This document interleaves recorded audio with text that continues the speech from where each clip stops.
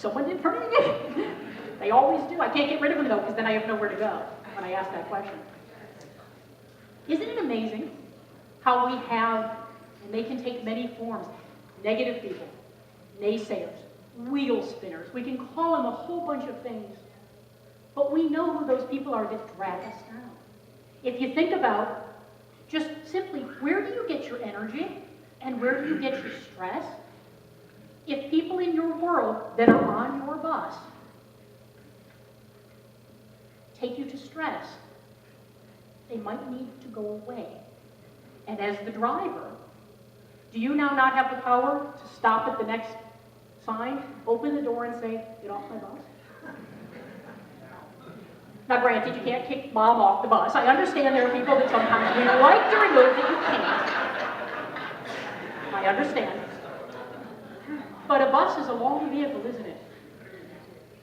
Oftentimes, people are on our bus and we're convinced they're driving, or we're convinced that they have to get off, but I can't let them off.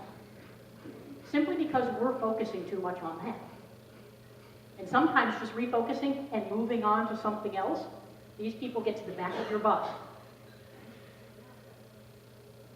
Again, how are we reacting and responding, and what are we doing about it? Fourth question is, who needs to get on my bus? Because again, once you have clarity, once you have a vision, once you can see it, it makes things real. That's what visualization is all about. It makes it real. Once you've got that, or at least a glimpse of it, stop looking at your passengers, look out the front window again and say, who do I need to go pick up? Because I'm in the driver's seat, I can also pull up to somebody, open the door and say, come along for the journey. Can I not? The fifth and final question is, whose bus do I need to get off of? As I was standing in the buffet line, somebody said to me, Ellen, there we are.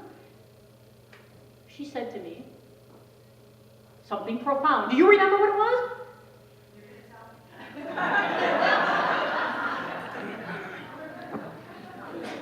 I asked you because I just totally drew a blank. I'm not embarrassed to say that. It was something amazing. I was so hoping you remembered. The moment I just said, where is she? I went, oh. It'll come back. It's okay. It'll come back. That's okay.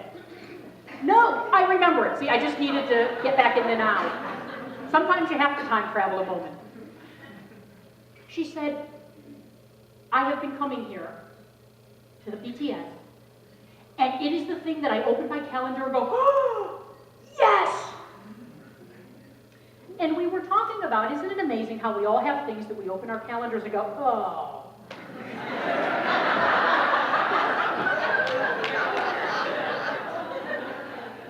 Again, where do we get our energy? Where do we get our stress? If we know we get our stress from certain events, from certain organizations, from certain people, why are we keeping those things in our lives? One reason is simple. We have a hard time saying no, don't we? Oh, is that tough? I want to give you a little flip the switch, something you can think of the next time you have a hard time saying no. Because again, whose bus do you need to get off of? We commit to a lot of things, and then what? We have no time, we have no energy, we have no money. We create a lot of what we're thinking. We're creating those roadblocks. Somebody comes up to you and says, hey, I thought of you, would you like to get involved with this? And it's a great blah, blah, blah, blah, blah. And your immediate thought is, oh no, yes! Sure, when is that? Okay. You know what? Thank you for asking me. I'm so flattered. Yes. Hey, I'll be there next Tuesday. Yes, I'll do that. And the moment you walk away, what do?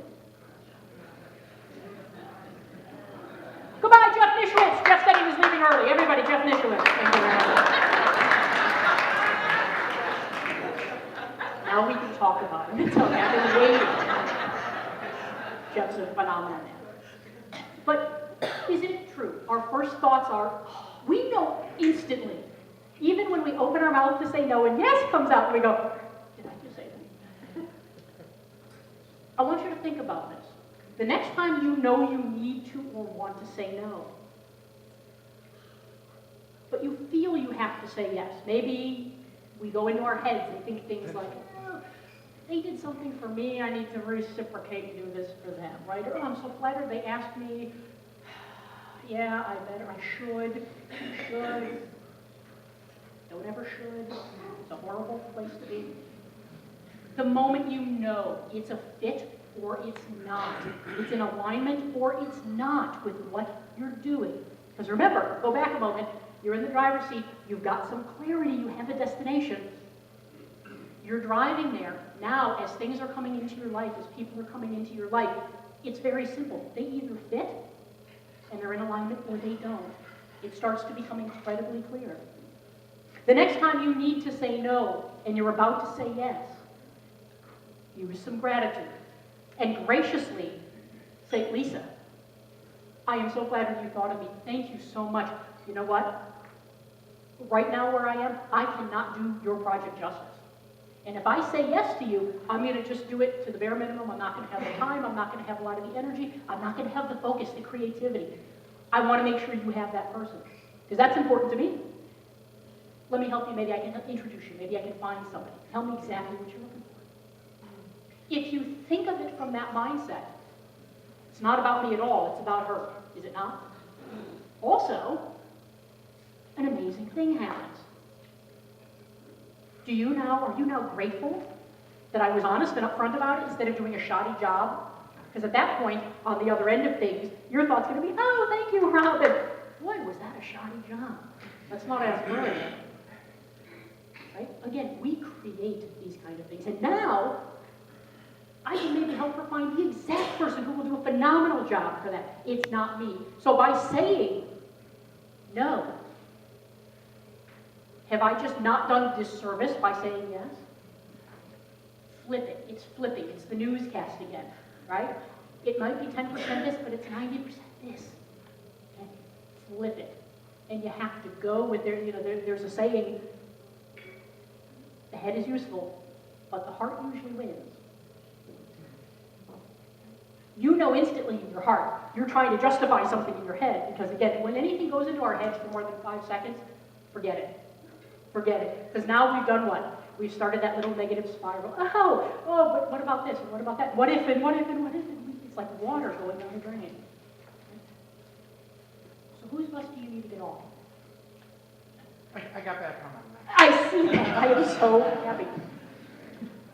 I also want to throw a couple more kind of tools and tips that you might use, because I know that we're wrapping up here in the next couple of minutes. A couple of thoughts from me. Or from me, I guess, because I'm the one talking. No, thoughts from us too. Pay no attention to the man behind the wall. A couple of analogies that might help you going forward, both with your life and your business. Okay. How many people here are in business? For themselves? By themselves? Entrepreneurs, solopreneurs? Okay. There's something that I'll bring forward from broadcasting that I brought forward into my business. And it's phenomenal. It's the concept of what's called the air check. An air check is whenever you're on television, you're on radio, you're on the air, you often are encouraged to run what's called an air check. You're simply taping yourself. Take that tape out when you're done, put it away for a day or two, go back to it, and now you sit down and watch it. You become the viewer and the listener. And some amazing things start to happen. Who we think we are up here and the way we're thinking we're appearing out there is very different in here than it is in real life. A lot of time business people have a hard time, they find that out with branding, right? Because everything's about branding. You have to brand. How do you find out what everyone else is doing and then hopefully do something different so you don't look like everyone else? But what do? We bring marketing people in, we bring people that are doing brochures, we bring all these people, websites in, and they say, okay, tell me about you. Tell me about your business. Who are you? What do you do? How do you do what you do? And what do? It all comes from inside of us, doesn't it? And we spend this elaborate money and elaborate time, and we get these wonderful things from these professionals, and nothing happens. Here's the quickest, easiest, and cheapest way to get the most profound marketing you could ever have. Okay? This is how you brand yourself to a T. Anybody here have people they've worked with ever before? Anybody ever speak in front of anybody ever go to school with anybody? Right? Anybody have family, friends? Most, okay. Anybody ever maybe spoken in front of a group or maybe done some training or taught or something like that? Who are those people that know who you are and they see how you appear constantly? Pick up a phone, shoot an email, go for coffee, whatever works with you, and ask those people, tell me who I am. And an amazing thing will happen once again. One, they will tell you. Make sure you choose people that you believe will be honest and upfront when you say, be honest and upfront. Tell me who I am. But another thing happens that's really, really cool. The same 3 or 4 words will come up over and over and over again to describe you. And none of them will be words you would have chosen to describe yourself. So take that back to branding and the whole concept of an air check. A couple of days removed, where I'm not watching me anymore, I've now become a viewer, I've become a listener. I can see what other people see. Have you ever listened to your voice on a cassette tape and said, oh, that sounds nothing like it? That's exactly what you sound like. It is. Have you ever seen yourself on a video tape or a picture and said, oh, that looks nothing like me? That's exactly what you look like. That's not what you have up here, is it?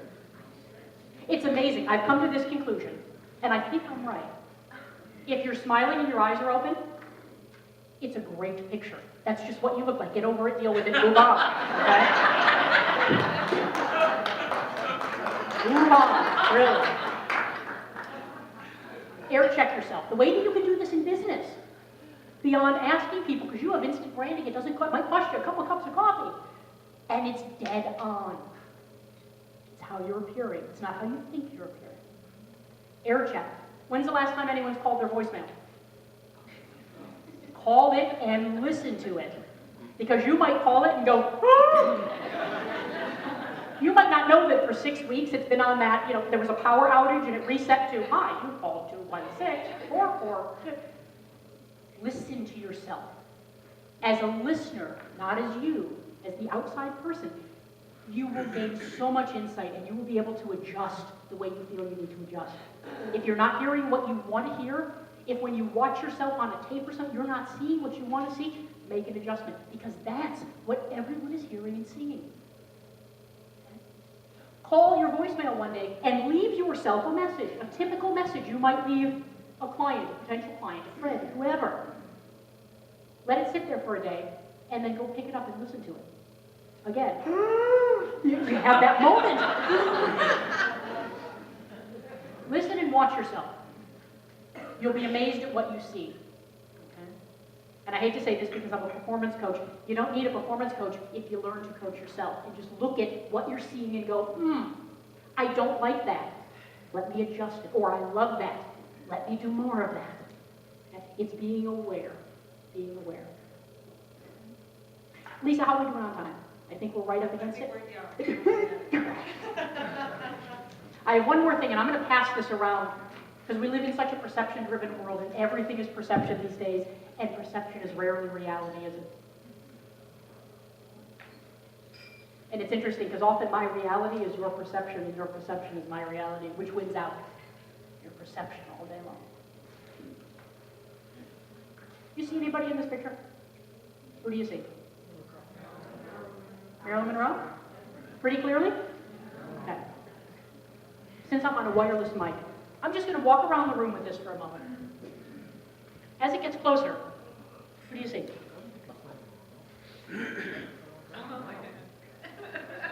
Ooh, who? Somebody shout out. Albert Einstein. Pretty clearly Albert Einstein?